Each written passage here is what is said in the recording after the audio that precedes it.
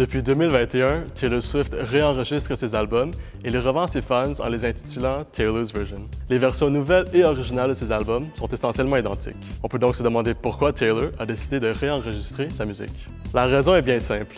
Taylor's Version est l'enregistrement sonore qui appartient réellement à Taylor. Je vous explique le fondement juridique. Gardons en tête qu'il existe deux éléments centraux lorsqu'on discute d'une chanson, soit son enregistrement sonore et l'œuvre musicale. Commençons par l'œuvre. Taylor possède les droits sur son œuvre puisqu'elle a écrit les paroles et la composition de ses chansons. Elle est donc considérée comme l'auteur. Puisqu'elle est l'auteur, elle possède le droit exclusif de reproduire son œuvre en totalité ou en partialité, selon la loi sur le droit d'auteur. C'est donc ce droit de reproduction qui permet à Taylor de réenregistrer sa musique. Penchons-nous maintenant sur l'enregistrement sonore.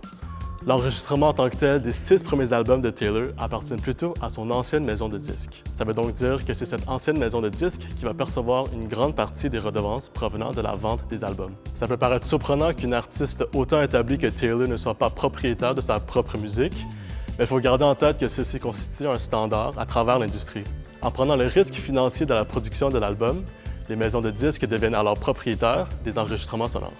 Donc, Taylor possède le droit sur ses œuvres, alors que la maison de disques possède le droit sur les enregistrements sonores.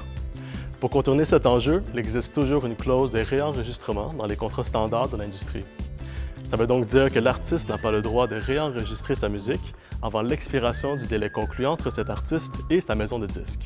Rappelez-vous que Taylor possède le droit de reproduire son œuvre puisqu'elle en est l'auteur. Et c'est exactement ce qu'elle a fait avec sa nouvelle maison de disques. Dès l'expiration du délai conclu, Taylor reprend le droit d'exploiter son œuvre comme elle le désire. Et c'est ça qui lui permet de réenregistrer sa musique comme elle le veut.